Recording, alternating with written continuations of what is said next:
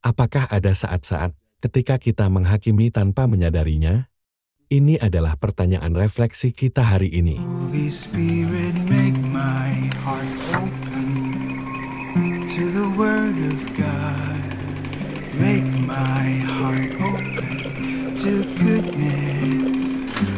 Make my heart open to the beauty of God every day. Amen.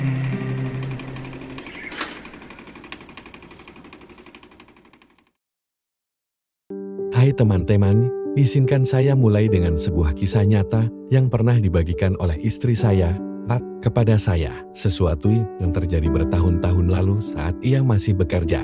Suatu hari, Pat dan seorang rekan kerjanya masuk ke dalam lift. Di dalamnya ada seorang ibu. Ia tidak tampak seperti orang Filipina dan membawa anak laki-lakinya yang masih kecil. Pakaiannya sedikit berantakan, mungkin kotor. Tidak terlalu parah, tapi terlihat bahwa mereka telah menjalani hari yang panjang. Rekan kerja Pat, dengan asumsi bahwa wanita itu tidak akan mengerti, membungkuk dan berbisik dalam bahasa Tagalog. Grabe naman tong nanay na to. Ang dumi ng anak niya. Paano niya nagagawang ilabas ang ganyan? In English. Lihat ibu itu, kok bisa-bisanya membiarkan anaknya keluar dengan penampilan seperti itu. Tiba-tiba sang ibu menoleh, menatap langsung ke matanya dan menjawab dengan bahasa Tagalog yang sempurna. Anong pakialam mo? Lalu kenapa? Apa urusanmu? Rekan kerja Pat langsung memerah wajahnya. Ia tidak berkata sepatah kata pun setelah itu. Ia benar-benar malu. Ini adalah contoh sempurna dari apa yang terjadi saat kita terlalu cepat menghakimi orang lain. Terutama ketika kita tidak tahu kisah hidup mereka. Tahukah Anda, teman-teman terkasih, Yesus berbicara dengan sangat jelas tentang hal ini dalam Injil hari ini, yang terdapat dalam Matius bab 7 ayat 1-5.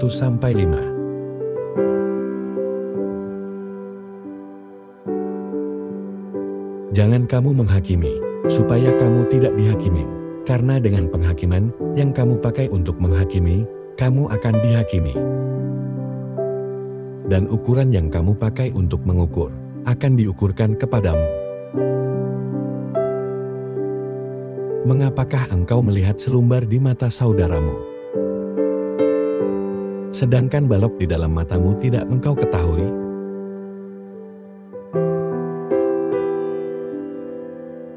Sangat mudah jatuh ke dalam kebiasaan menghakimi orang lain hanya karena cara mereka berpakaian, berbicara, bertindak dan masih banyak lagi.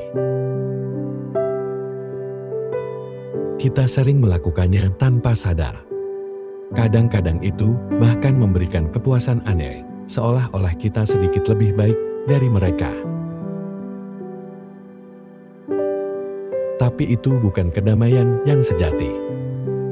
Itu bukan kasih, dan itu jelas tidak mencerminkan Yesus. Kebenarannya adalah, saat kita menghakimi, hal itu lebih mencerminkan kondisi hati kita sendiri daripada orang yang kita hakimi. Kadang kita melakukannya karena hati kita sendiri belum damai. Namun Yesus mengundang kita untuk melakukan sesuatu yang lebih baik. Melihat ke dalam diri, melepaskan penghakiman, dan bertumbuh dalam belas kasih. Mari kita jujur, kita semua memiliki balok kita masing-masing untuk dihadapi. Dan mungkin orang yang sedang kita kritik, sedang memikul beban berat yang tidak kita lihat. Mungkin ibu di dalam lift itu menjalani hari yang berat. Mungkin ia tidak peduli dengan pakaian, karena lebih fokus menjaga anaknya tetap aman, kenyang, dan dicintai.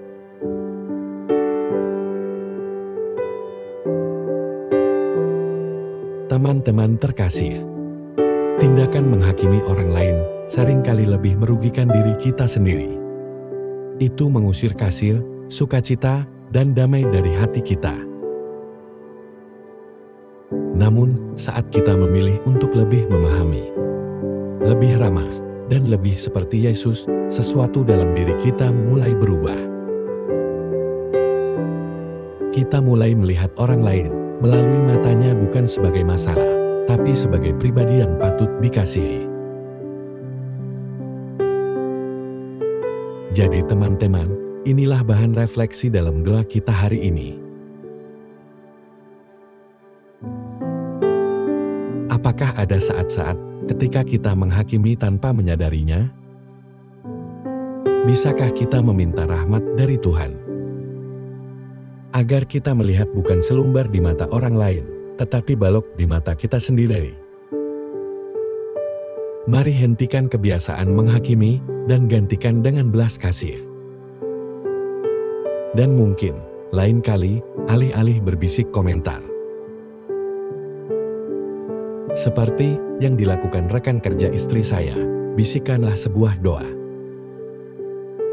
Jika Anda memiliki pengalaman serupa dengan apa yang terjadi pada rekan kerja istri saya ingin sekali mendengarnya. Silakan bagikan di kolom komentar. Sekian dulu untuk hari ini. Terima kasih sudah bergabung, dan semoga kita bertemu lagi hari Senin depan. Mari kita berdoa. Dalam nama Bapa dan Putra dan Roh Kudus. Amin.